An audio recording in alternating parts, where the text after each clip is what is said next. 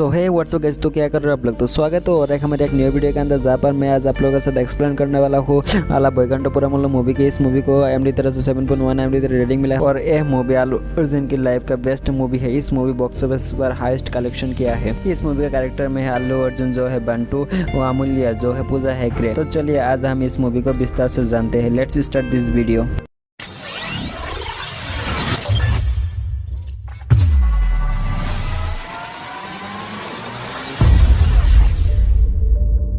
इस मूवी के स्टार्टिंग में हमें एक हॉस्पिटल दिखाया जाता है, जहाँ पर दो बच्चे की डिलीवरी होने वाला होता है।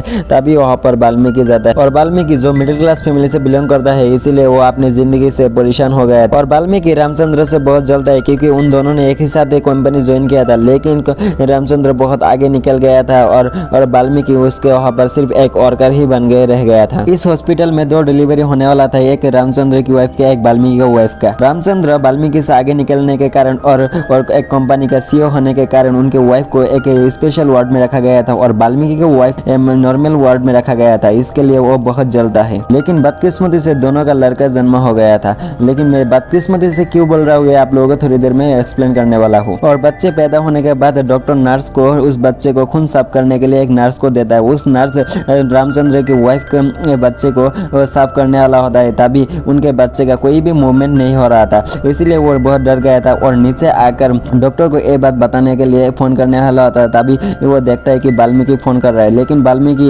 इस बात को पता चला। तभी वाल्मीकि कहता है कि मैं अपने बेटे को सैक्रिफाइस करूंगा, मैं अपने बेटे को रामचंद्र के बेटे से बदली कर दूंगा, क्योंकि वो मेरा बॉस है। और ये सब कहकर उस नर्स को वाल्मीकि कॉम्प्रोमाइज कर लेता है। फिर वाल्मीकि उस नर्स के साथ जाकर अपने बच्चे को उस नर्स को दे देता है। नर्स को कुछ भी समझ नहीं आ रहा था कि वो क्या कर रहा है और नर्स वाल्मीकि की बात को मान रहा है, क्योंकि उसके नौकरी के कारण, नहीं तो उसके नौकरी चले जा सकता है। इसीलिए वो ये सब कर रहा है और वो दोनों जाके अपने बच्चे को अदला बदली कर लेते। लेकिन जब रामचंद्र को बच्चे को नीचे लाया जा रहा था, तभी उनके बच्चे के अंदर मूवमेंट शुरू हो गया था और वो रोने वाला था। तभी वो नर्स कहता है कि ये जिंदा है, इसको मैं रख के आता हूँ। लेकिन वाल्मीकि ये होने नहीं दे रहा था और उन दोनों के बीच जरा हाथापाई होने के कारण वो नर्स ऊपर से बिल्डिंग से गिर जाता है और नीचे जाके बेहोश हो जाता है। दूसरी तरफ वाल्मीकि का ठेंग को भी मोर्च आ जाता है और वो जिंदगी के लिए नंगा हो जाता है। वहाँ पर देखते हैं कि वो रामचंद्र पे आया है और उसे पूछता है कि क्या हुआ तुम्हारे। तभी वाल्मीकि कहता है कि लड़का। तभी रामचंद्र कहते हैं बहुत। फिर अगले दिन सीन शिफ्ट हो जाता है और हम देखते हैं दोनों अपने अपने घर जा रहा होता है, एक ऑटो से एक BMW कार में। तब वो देखकर वाल्मीकि बहुत खुश हो जाता है, क्योंकि वो अभी सोचता है कि उनका बेटा बहुत अच्छी जिंदगी में जिएगा और इसलिए वो बहुत खुश हो जाता है। कुछ दिन के बाद हमें दिखाता है कि उस नामकरण का फंक्शन होता है, जहाँ पर रामचंद्र उनके बेटे का नाम राज रखता है और वो बहुत खुश होता है। लेकिन दूसरी तरफ वाल्मीकि अपने बेटे का नामकरण कर रहे थे, लेकिन तभी वो अपने बेटे के नाम बंटू रखता है। इसे सुनकर पंडित बहुत वहां से उठकर चला जाता है, क्योंकि वो नाम बहुत ही अशुभ है। इसीलिए पंडित वाल्मीकि से पूछता है, तुम्हें और भी अच्छा नाम नहीं मिला इसको रखने के लिए। लेकिन तभी वाल्मीकि वो बहुत हंसता है और सीन शिफ्ट हो जाता है और हम देखते हैं 5 साल के बाद के सीन। जब देखते हैं कि रामचंद्र के बेटे को 97 मार्क्स मिला है और वो बहुत खुश होता है। लेकिन वो घर पे आता है और अपने बेटे का मार्क, बंटू का मार्क देखते हैं 98 मिला। तभी वाल्मीकि उसे कहता है कि 100 में से 100 क्यों नहीं मिला और उसे डांट के वहां से भगा देता है। लेकिन तभी बंटू को उसके माँ वहां पर उसे समझाता है और जब सीन शिफ्ट होता है हमें दिखाता है 20 साल के बाद का सीन। वाल्मीकि सपना देख रहा होता है कि बंटू को सब कुछ पता चल गया और अपने घर में जाके पूरा ऐश कर रहा है। लेकिन तभी वो उसका नींद खराब हो जाता है और उठता है, उठ के जाके बंटू को देखता है। लेकिन वो देखता है कि वो सोया रहता है। लेकिन अभी वो बहुत शांति सांस लेता है और कहता है कि अच्छा हुआ, ये एक सपना ही था। फिर सीन शिफ्ट हो जाता है और हम देखते हैं वाल्मीकि रामचंद्र के घर आया हुआ है। रामचंद्र के बेटा आज बहुत दिनों के बाद अब्रॉड से घर आ रहा है, इसीलिए उसके नजर उतारने के लिए एक पंपकिन चाहिए था। इसीलिए वाल्मीकि अपने बेटे बंटू को फोन करता है और उसे पंपकिन लाने के लिए कहता है। पर बंटू उस पंपकिन को एक ऑटो में बैठकर ले आ रहा था, इसीलिए बहुत देर हो रहा था। और वो पंपकिन लाने के बाद वाल्मीकि उसे बहुत डरता है। बंटू उस घर में घुसने की कोशिश करता है, लेकिन वाल्मीकि उस घर में घुसने नहीं देते हैं। फिर सीन शिफ्ट हो जाता जाता है और हम देखते हैं बंटू अपने इंटरव्यू देने के लिए जा रहा होता है। तभी वाल्मीकि उसे कहता है कि आज नौकरी लग ही जाना चाहिए। तभी बंटू कहता है कि ठीक है। और जब बंटू इंटरव्यू देने के लिए बाहर जा रहा होता है बस पकड़ने के लिए, तब उनके साथ उनके बहन भी जाता है, लेकिन कुछ गुंडे आकर उनके बहन का सिरनी उठाकर वो लेकर चला जाता है और उनके बहन को धक्का देकर माटी में गिरा देता है। लेकिन तब बंटू उसके पास आता है और उसे कहता है कि रिलैक्स है, तो आम बात है, कुछ नहीं होता, तुम एक पैसा लो और एक नए खरीदो। लेकिन उसके बहन कहता है कि उन लोगों ने मेरा सिरनी खींच लिया, लेकिन आप लोगों ने कुछ नहीं किया। और बंटू कहता है कि ये बड़ी बात नहीं है, तुम घर जाओ और नए सिरनी एक खरीद लेना। फिर हम देखते हैं बंटू उन गुंडों के पास आता है और उन गुंडों को बहुत मारता है।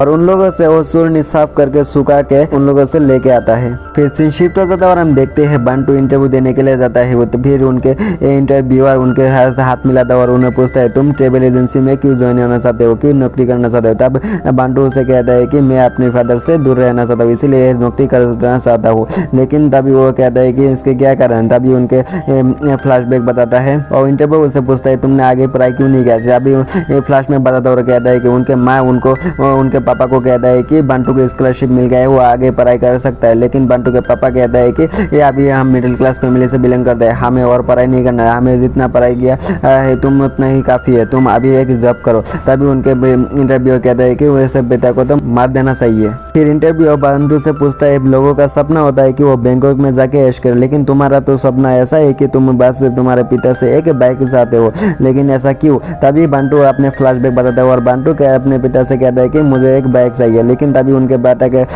वाल्मीकि कहता है कि मेरे पास इतना पैसा नहीं है कि तुम्हें बाइक दिला सकते हो, तुम्हें ज्यादा दिक्कत हो तो तुम मेरे स्कूटी चला लेना। और कभी कभी बंटू अपने पिता को बहुत कस के गले लगा लेता है। फिर इंटरव्यू बंटू को कहता है कि तुम्हें अगर इस जॉब चाहिए तो तुम्हें एसआई का साइन लेना पड़ेगा। लेकिन तभी जब बंटू उस एसआई से साइन लेने के लिए जाता है, तब वो देखता है कि वो एसआई उनमें से एक है जो उनके बहन का सोने लेके भाग गया था और उसे बहुत मारा था बंटू ने। तभी उनके पास जाते ही एसआई को उल्टा कर लेता है और उनसे कहता है कि मुझे इस जॉब को ज़रूरत है, इसलिए मुझे ये जॉब दे दो। और वो एसआई उनको फॉर्म में वो साइन सिग्नेचर कर देता है और उससे वो जॉब पक्की हो जाता है और उसे मिल जाता है। फिर हम देखते हैं बंटू का पहला दिन वो जॉब पर आ रहा होता है। तभी वो देखता है कि अमूल्य अभी ऑफिस में आ रहा होता है और वो दोनों लिफ्ट से जा रहा होता है। तभी बंटू से उसके टांगों पर देखता है। अमूल्य उसे क्वेश्चन करता है कि तुम कौन सी डिपार्टमेंट में काम करते हो। लेकिन तभी बंटू कहता है कि ट्रेवल एजेंसी में डिपार्टमेंट में। तभी अमूल्य कहता है कि मैंने तो तुम्हें पहले कभी नहीं देखा। तब बंटू उसे कहता है कि वो नीचे देखकर ही कहता है कि मैं आज से पहला दिन है। और तभी वो दोनों ऑफिस में पहुंच जाता है और हम देखते हैं बंटू रमेश और एसर सर को कहता है कि आज मैंने लिफ्ट में एक बहुत सी सुंदर लड़की को देखा है। तभी रमेश उनको कहता है कि तुम आ ही गए तो तुम बॉस से मिल लो। तभी बंटू उस बॉस से मिलने जाता है। तब वो देखता है कि उस बॉस तो अमूल्य ही है। फिर बंटू अमूल्य को एज ए बॉस मानकर वो बहुत कंफ्यूज हो जाता है और वो कहता है कि आप मुझे नौकरी से मत निकालिए। तब अमूल्य कहता है कि मैं नहीं निकालूंगा और उसे एक रेगिस्तान में बहुत दूर भेज देता है एक टूरिस्ट गाइड की तरफ से। और एक कपल एक दूसरे को प्रपोज कर रहे थे, लेकिन तभी बंटू कहता है कि कोई दूसरा बात करो, मैं बोर हो रहा हूँ। तभी वो दोनों गुस्सा होकर ट्रेन में चला जाता है और बंटू अपने मैडम को फ़ोन करता है और ये सब कहता है कि आपने मुझे कहाँ भेज दिया। तभी ट्रेन हिलने लगता है और वो पकड़ के रखता है और वो बात अमूल्य को बताता है। अमूल्य बताता है कि ठीक है तुम आ जाओ, मैं दूसरी जगह पे तुम्हें भेजता हूँ। फिर अमूल्य बंटू को एक बर्फीली जगह पर भेज देता है वहाँ के टूरिस्ट की तरफ। अभी हम देखते हैं एक कपल रोमांस कर रहे थे। तभी बंटू उन लोगों को सावधान करने के लिए कहता है कि बर्फ में कैसे चलना है ये सिखाते हैं। लेकिन तब वो देखते हैं जिस तरह से कर रहा था जैसे लगता है कि वो डांस कर रहा था, इसीलिए वो कपल उस डांस को वीडियो कर रहे थे और वो कह रहे थे कि तुम रुक क्यों गए, तुम और तुम करो, फिर से डांस करो, तुम वायरल हो जाओगे। तभी बंटू अपने मैम को फोन करता है और कहता है कि आपने मुझे कहाँ भेज दिया, ये तो और भी खतरनाक है, आप मुझे एक ऑफिस बुला लीजिए, मैं एक ऑफिस के कोने पे बैठा रहूंगा, आपके टांग नहीं दूंगा। फिर अमूल्य उसे कहता है ठीक है तुम ऑफिस में आ जाओ, और उसे वहाँ से बुला लेता है। फिर सीन शिफ्ट हो जाता है और हम देखते हैं वाल्मीकि एक हॉस्पिटल में आया हुआ होता है 2 एप्पल लेकर एक मरीज को देखने के लिए, और हम देखते हैं कि आज से 25 साल पहले जिस नर्स को वो फेंक कर कोमा में भेज दिया था उसी नर्स को देखने के लिए आया हुआ है, और वो कहता है कि मैंने तुमको देखने के लिए पिछले 24 साल से 2 एप्पल लेकर देखने आ रहा हूँ, तुम तो कभी होश नहीं आओगे, इसलिए तुम कब मरोगे। तभी उस नर्स को दौरा पड़ता है और उसका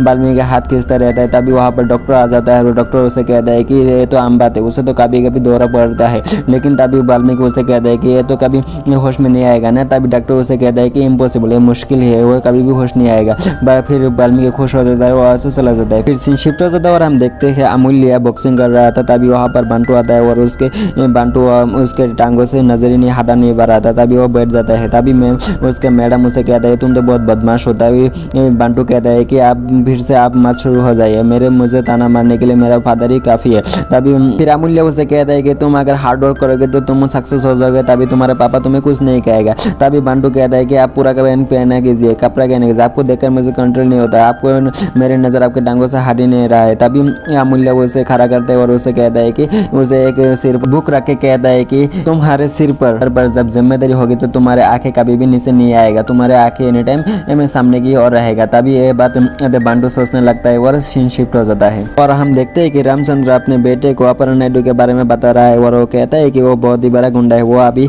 हमारा कंपनी पर नजर रखा है और उसे हमारी कंपनी खरीदना है, लेकिन हम बेचेंगे नहीं, तुम उसको जाके मना कर देना। फिर हम देखते हैं इंटरव्यू के दिन अपहरण नायडू के बेटा उसके बेटे को बहुत धमकाता है कंपनी को बेचने के लिए, लेकिन तब उनके बेटा चुप ही रहता है और तभी रामचंद्र वीडियो कॉल में उसको मना कर रहा है, लेकिन फिर भी वो बोल नहीं पा रहा है। तभी रामचंद्र वीडियो कॉल पे आता है और उस अपहरण नायडू के बेटे को कहता है कि हम इस कंपनी को बेचेंगे नहीं, तुम यहाँ से चले जाते हो, गेट लॉस्ट। तो अपहरण नायडू का बेटा उन दोनों को बहुत गुस्से से देखता है और वहाँ से चला जाता है। दूसरी तरफ हम देखते हैं रामचंद्र बगल के ही एक होटल में बैठ कर सब देख रहा होता है वीडियो कॉल पर, और वो कहता है कि आजकल के कमाल है, आजकल के नौजवान को कुछ बोलने की कुछ करने की साहस ही नहीं है। फिर हम देखते हैं बंटू और अमूल्य भी उसी होटल में आता है और अमूल्य बंटू को बताता है कि आज हम बड़े फाइनेंशियल से मिलने वाले हैं, वो हमारी कंपनी में इन्वेस्ट करेगा, तुम कोई भी बड़े प्रॉब्लम क्रिएट मत करना। फिर वो दोनों फाइनेंशियल से मिलता है। फाइनेंशियल अमूल्य को ऑफर करते हैं उस कंपनी बेचने के लिए, लेकिन वो बेचता नहीं है और वो ना भी कर नहीं पाता। तभी ये सब सुनकर बंटू को बहुत गुस्सा आता है और फाइनेंशियल के एक करके सभी गुंडे को बहुत मारता है और फाइनेंशियल को मारने की धमकी भी देता है और बंटू और अमूल्य वहाँ से चले जा रहा होता है। तभी रामचंद्र वो देखता है और वो बहुत ही इंप्रेस हो जाता है और घर में आके उनके ससुर से वो कहता है कि आज मैंने अपने आप को देखा जैसा मैं बचपन में हुआ करता था, एकदम साहसी, एकदम ताकतवर, बलवान। दूसरी तरफ मेरा बेटा जो मेरे से बिल्कुल ही अलग है। तभी वहाँ पर यशोदा आ जाता है जो रामचंद्र की वाइफ है एंड राजकी में मदर है, और वो कहता है कि दूसरों के बेटे से मेरे बेटों को कंपेयर मत किया करो, ये मुझे पसंद नहीं है, और वहाँ से गुस्सा होकर वहाँ से चला जाता है। दूसरी तरफ अमूल्य के पेरेंट्स के साथ कहीं पर जा रहा होता है, अमूल्य के फादर उसे ले जा रहा होता है। तभी अमूल्य के फादर उसे नहीं बताते कि वो कहाँ जा रहा है, इसीलिए वो चलते गए थे। दूसरी तरफ हम देखते हैं राज को जो अपने गर्लफ्रेंड एंड जो यशोदा की भाई की बेटी है वो कहते हैं कि तुम्हारे अंदर इतना भी हिम्मत नहीं है कि तुम हमारे बारे में तुम तुम्हारे पापा को कह सको। तभी वहाँ से वो गुस्सा होकर चला जाता है और वहाँ से रिंग के बैग्स को वहाँ से फेंक के चला जाता है। दूसरी तरफ हम देखते हैं अमूल्य की पेरेंट्स अमूल्य को लेकर रामचंद्र के घर पे आया हुआ है, अमूल्य की रिश्ता पक्का करने के लिए, ये सरप्राइज था अमूल्य के लिए। तभी वो दोनों वो सब मिलकर डाइनिंग टेबल पर खाना खा रहे होते। राज उस रिंग के बक्से को लेकर और अनजाने से उसे डाइनिंग टेबल पर रख के चला जाता है और अमूल्य के फादर कहता है कि लड़का अगर राजी है और रिंग भी लाया है तो हम आज ही उसकी एंगेजमेंट करा देते हैं। तभी उन दोनों की जबरदस्ती एंगेजमेंट करा दिया जाता है। तभी वहाँ पर बंटू आ जाता है और बंटू ये सब देखकर बहुत ही गुस्सा और निराश हो जाता है। तभी वाल्मीकि उसे पूछता है तुम ये क्या कर रहे हो। तभी बंटू उसे जवाब ना देकर वहाँ से चला जाता है और अमूल्य भी इन सब का कारण बंटू को भी मान रहा होता है और उसे कहता है कि अगर तुमने उस दिन फाइनेंशियल को ना मारता, ना ही मेरे बारे में राज को पिता को कुछ मालूम होता, ना ही मेरी एंगेजमेंट होते, और तुम्हारे लिए ही हमें आज पुलिस स्टेशन में आना पड़ा क्योंकि उस फाइनेंशियल ने हमारे ऊपर केस कर दिया है। तभी वहाँ पर सीनियर पुलिसमैन आता है और फाइनेंशियल और अमूल्य की टीम सारे के सारे वहाँ है और फाइनेंशियल उसे कहता है कि मेरे बंटू ने हमारे आदमी को मारा। तभी बंटू उसे कहता है कि उसने अमूल्य को मारने की धमकी क्यों दी। तभी पुलिसमैन कहता है कि तो फिर फिर फाइनेंशियल के ऊपर तो केस बनता है। तभी पुलिस के टेबल से एक कागज नीचे गिर जाता है और पुलिसमैन उस कागज को उठा रहा होता है। तभी फाइनेंशियल के एक आदमी को बंटू मारता है और उसे नीचे बैठा देता है। तभी पुलिसमैन उसे कहता है कि इसको किसने मारा। तभी बंटू कहता है कि ये तो मैंने मारा। तभी बिजनेसमैन कहते हैं कि इसने नहीं मारा और वहां से वो भाग जाता है। और बंटू पुलिसमैन को कह रहा होता है कि इसको तो मैंने ही मारा, लेकिन पुलिसमैन नहीं मान रहा होता है। तभी उसके अमूल्य उसके हाथ को पकड़ कर बाहर लेके आता है और उसे कहता है कि ज्यादा सच बोलने की जरूरत नहीं है, वरना तुमको जेल हो जाएगा। और बाहर आके बंटू अमूल्य से कहता है कि मैं कभी भी झूठ नहीं बोलता, मैं हमेशा सच बोलता हूँ। तभी अमूल्य उसे कहता है कि मुझे अब तुम मैडम नाम मत बुलाओ, मुझे अमूल्य बुलाओ। और फिर बंटू कहता है कि ये नहीं होगा। तो फिर अमूल्य कहता है कि मुझे अम्मू बुलाओ। फिर बंटू कहता है नहीं होगा अभी, बट धीरे धीरे हो जाएगा। तभी अमूल्य कहता है कि हमें रामचंद्र को बताना पड़ेगा कि हम तुम्हारे बेटे को शादी नहीं कर सकते, इसलिए वहाँ पर जाना होगा। तभी अमूल्य कहता है कि मैं अकेला नहीं जाऊँगा, मुझे मेरे साथ तुमको भी जाना पड़ेगा। और वो दोनों ऑफिस में जाके पहुँच जाता है। दूसरी तरफ अपर नायडू भी अब रामचंद्र से मिलने के लिए ऑफिस आया हुआ होता है और उन दोनों के बात से हो गया होता है। तभी अपर नायडू रामचंद्र को बताता है कि तेरे इतने हिम्मत कि तूने मेरे बेटे को मना किया। और अपर नायडू अपने साथी के पिछला हिस्सा से उसके पेट के अंदर मार के उसको वहाँ से मार के चला जाता है। दूसरी तरफ अपर अमूल्य और बंटू भी उस ऑफिस में पहुंच जाता है सर को मिलने के लिए। तभी वो देखता है कि वो रामचंद्र नीचे माटी में पड़ा हुआ है। फिर जल्दी जल्दी बंटू रामचंद्र को उठाता है और उसे हॉस्पिटल में लेने के लिए कोशिश करता है, लेकिन वो देखता है कि सारे के सारे कंपनी के लिफ्ट अपर नायडू ने बंद करवा दिया और दरवाजे भी पीछे से लॉक कर दिया हो। तभी वो देखते हैं कि एक कैरन के द्वारा खिड़की के कांच साफ कराया जा रहा है। तभी वो खिड़की तोड़ता है और उस कैरन से नीचे आ जाता है और उसे हॉस्पिटल में ले जाता है। तभी उसे हॉस्पिटल में लेते समय अपर नायडू कहता है कि कुछ भी हो जाए रामचंद्र अभी नहीं बचेगा। फिर अमूल्य और बंटू रामचंद्र को हॉस्पिटल में लाता है और उसे एडमिट करता है। तभी वहाँ पर उसे एक नर्स मिलता है और उस नर्स बंटू और रामचंद्र को दोनों को एक साथ देखता है और अब नर्स कहता है कि तुम्हारा अपर रामचंद्र तुम्हारे फादर है क्या। तभी बंटू कहता है कि नहीं, वो मेरा फादर नहीं, वो मेरा फादर तो वाल्मीकि है। लेकिन तभी नर्स कहता है कि नहीं, तुम रामचंद्र की बेटी। लेकिन बंटू उस बात को विश्वास नहीं करता। तभी उस नर्स बंटू को एक थप्पड़ मारता है और कहता है देखो तुमको बदलाया गया था आज से 25 साल पहले एक हॉस्पिटल में। और वो फ्लैशबैक में जो हुआ वो सब कुछ बता देता है। वो फिर बंटू यशोदा और रामचंद्र को देखता है और उसे यकीन ही नहीं होता है कि वो उनका बेटा है। दूसरी तरफ यशोदा के भाई काउंटर में जाता है, सिर्फ 2 लाख का बिल आया हुआ है। लेकिन यशोदा के भाई वो डॉक्टर को कहता है कि ये 2 लाख का बिल नहीं चाहिए, मुझे 10 लाख का बिल चाहिए। तभी ये देखकर बंटू से कहता है कि ये सब गलत है, ये तो बहुत अन्याय हो रहा है इनके ऊपर। दूसरी तरफ वाल्मीकि वो से नर्स के पास आ जाता है और नर्स डॉक्टर से पूछता है कि इसे क्या हुआ। डॉक्टर बताता है कि ये तो मर गए।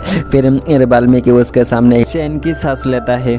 तभी वहाँ पर बंटू आता है और वाल्मीकि पूछता है कि ये कौन थे, तुम ऐसे जानते हो। तभी वाल्मीकि से कहता है कि नहीं, मैं इसे नहीं जानता हूँ। बंटू वाल्मीकि को एक थप्पड़ मारता है और दोनों एक स्कूटी से दोनों घर पे जा रहा होता है। तभी वाल्मीकि स्कूटी को रोड के साइड पे रोकता है और वाल्मीकि बंटू को कहता है कि तूने उस रामचंद्र के कारण तूने मेरे ऊपर थप्पड़ मारा। तभी बंटू कहता है कि तुम मेरे पिता नहीं हो। तभी वाल्मीकि बहुत हैरान हो जाता है और वो कहता है कि तूने उस नर्स की बात को विश्वास कर लिया। तभी बंटू कहता है कि मैंने तो आपको उस नर्स ने बोला था, ऐसा तो मैंने आपको बोला भी नहीं हो।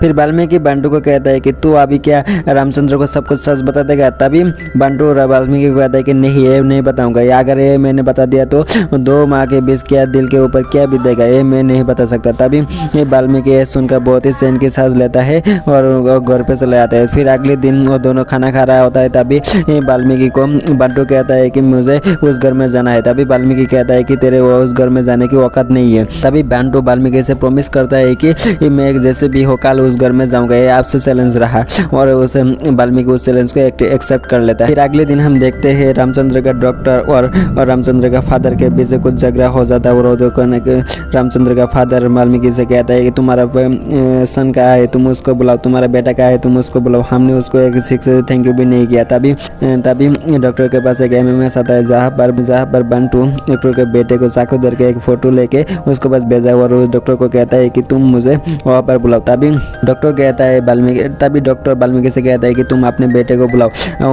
फिर वाल्मीकि कहता है कि मेरा मोबाइल चार्ज नहीं है। फिर डॉक्टर कहता है कि तुम नंबर दे दो, मैं कल कर लूँगा। तभी रामचंद्र भी कहता है कि तुम्हारे बेटे को बुलाओ, हम उसे एक थैंक यू कहेंगे। फिर वाल्मीकि बंटू को बुलाने के लिए घर के बाहर जाता है। वहाँ पर उसके पीछे पीछे डॉक्टर भी जाता है और उसे बंटू को फ़ोन करता है और उसे कहता है कि कुछ भी हो जाए तुम इस घर पे मत आना। लेकिन बंटू उस घर के पास ही बैठा हुआ था और दोनों एक साथ हो जाता है और बंटू वाल्मीकि के साथ घर पे आ जाता है। घर पे आते ही डॉक्टर उनके गले लग जाता है और उसे कहता है मेरा बेटा सेफ है ना। तभी बंटू डॉक्टर से कहता है कि अगर ये बात किसी को पता चला तो तेरा बेटा सेफ नहीं होगा। और वो खुश हो जाता है और वो कहता है कि मैं किसी को नहीं बताऊंगा और वो खुश हो जाता है। और रामचंद्र के फादर उसे पूछता है कि तुम कहाँ जॉब करते हो। तभी बंटू कहता है कि अमूल्य के वहाँ पर 25,000 मिलता है। तभी रामचंद्र का फादर कहता है कि मैं तुम्हें यहाँ पर 50,000 रुपया दूंगा, तुम यहाँ पर काम करो। और दोनों खुश हो जाता है और यहाँ जॉब करने के लिए हाँ कर देता है। फिर वहाँ पर यशोदा का भाई आता है और कहता है कि ये यहाँ क्या कर रहा है। तभी यशोदा के फादर उसे कहता है कि इसको मैंने यहाँ पर नौकरी रख लिया है, अब ये यहीं पर रहेगा हमारे साथ। फिर हम रामारायण नायडू के बेटे मुझे बुलाए इस कंपनी के लिए लेन देन के लिए। तभी बंटू कहता है कि चलिए वहाँ चलते हैं। लेकिन वहाँ जाने के बाद बंटू को गेट में रोक लेता है और उनके रामचंद्र के पिता को अकेले मिलने देते हैं। लेकिन वो सब गुंडे रामचंद्र के फादर को बहुत बेइज्जत करते हैं। ये सब जानने के बाद बंटू उन सबको बहुत स्टाइल से मारता है।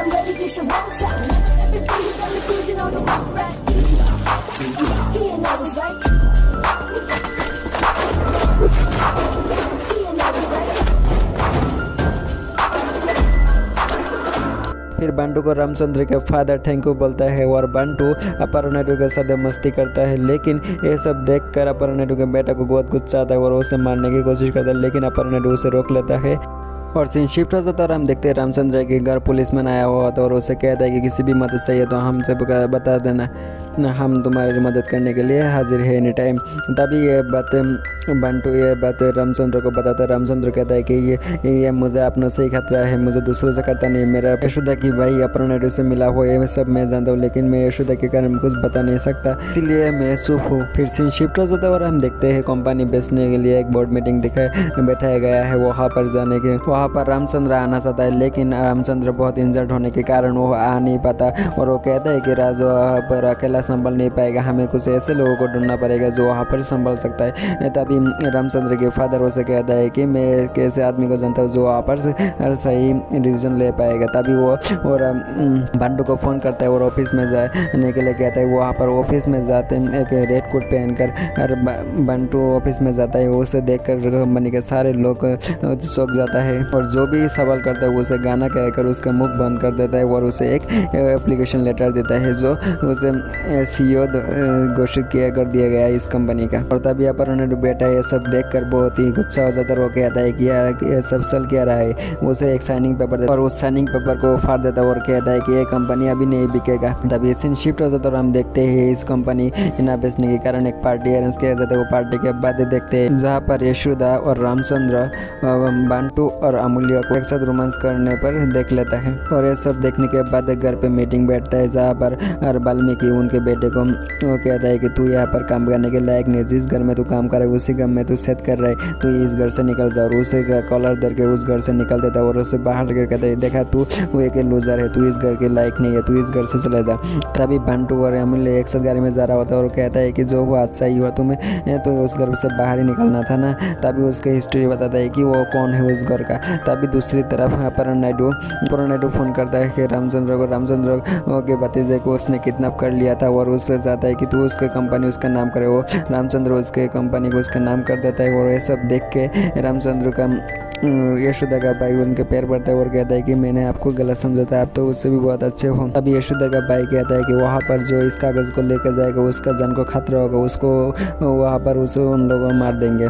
तभी वो कहता है कि तभी राज कहता है कि मैं जाऊंगा वहाँ पर। उसे जाने के लिए वाल्मीकि रोकता है। वाल्मीकि उसे कहता है कि तुम वहाँ पर मत जाना, और भी लोग हो जाएंगे। तभी राज कहता है तुम कौन हो मुझे रोकने वाला। तभी वो लोग कहकर वहाँ से वो चला जाता है। तभी वाल्मीकि बहुत डर जाता है और वो डर कर बंटू को फ़ोन करता है और कहता है कि वो किडनैप हो गया है, उसे बचा लो। लेकिन जब राज वहाँ पर पहुँच जाता है तब वो देखते हैं कि वहाँ पर किसी ने पहले से तोड़फोड़ कर दिया और अपर्णा नायडू के एक आदमी उसे बताता है कि वहाँ पर क्या हुआ था।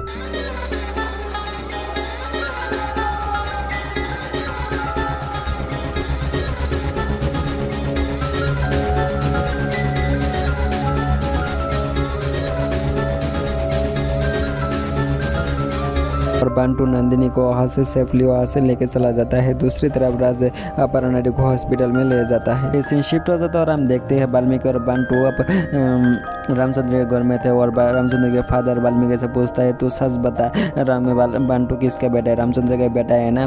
तब रामचंद्र बहुत चौंक जाता है और बहुत ही रामचंद्र के फादर कहता है कि मैंने उस दिन नर्स और तुम्हारे पास जो बात हुआ तो मैंने वह सुन लिया था और मैं इंतज़ार कर रहा था कि तुम क्या करोगे। तुमने सही दिमाग से एक सही फैसला किया, इसलिए मैं आज अब तुम लोगों के सामने सब कुछ बता रहा हूँ कि यही तुम्हारा बेटा है। रामचंद्र ये सब सुनकर रामचंद्र से फादर से कहता है कि आपने ये सब पहले मुझे क्यों नहीं बताया। तभी बांटू रामचंद्र से कहता है कि ये सब आप खामोश हो जाए पापा, ये सब ठीक हो जाएगा। तभी रामचंद्र कहता है कि तुमने मुझे क्या बुलाया, फिर से एक पापा बुलाओ। तभी रामचंद्र कहता है कि ये सब ठीक हो जाएगा। तभी रामचंद्र कहता है कि चलो तुम्हारे माँ को ये सब बताता है, लेकिन बांटू कहता है कि नहीं ये सब मत कीजिए।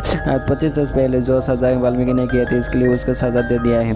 अभी दो माँ के बीच से दो बच्चे को गायब मत कीजिए। तभी यशोदा आ जाता है और यशोदा कहता है कि हमें इस कंपनी को बांटू के नाम ही कर देना चाहिए, क्योंकि बांटू ने इस कंपनी को बचाई और उसका नाम कर देता है। और यशोदा वाल्मीकि से कहता है कि तुम राज को तुम्हारे बांटू जैसा बनाओ। और सीन शिफ्ट हो जाता है और हम देखते हैं बांटू के घर जहाँ पर राज खाना खा रहा है और बांटू के पिता वाल्मीकि उसे कह रहा है कि तुम जल्दी यहाँ से सब कुछ सीख लो, तुम आप वापस जाके कंपनी संभालना। तभी राज कहता है कि मुझे और वहाँ जाना नहीं है, या मैं फ्रीली रह सकता, वहाँ मैं फ्रीली नहीं रह सकता, इसलिए मैं यही रहूँगा। तभी ये मूवी का हैप्पी एंडिंग हो जाता है। तो आज के लिए वीडियो यहीं पर एंड करते हैं। आप लोगों को कैसे लगा ये मूवी एक्सप्लेनेशन आप लोग कमेंट करके जरूर बताइएगा। अगर आप लोगों को इस वीडियो अच्छा लगे तो हमारी इस वीडियो को एक लाइक कर दीजिएगा और हमारे चैनल को सब्सक्राइब कर लीजिएगा। तब तक के लिए जय हिंद, जय भारत, जय हम, धन्यवाद।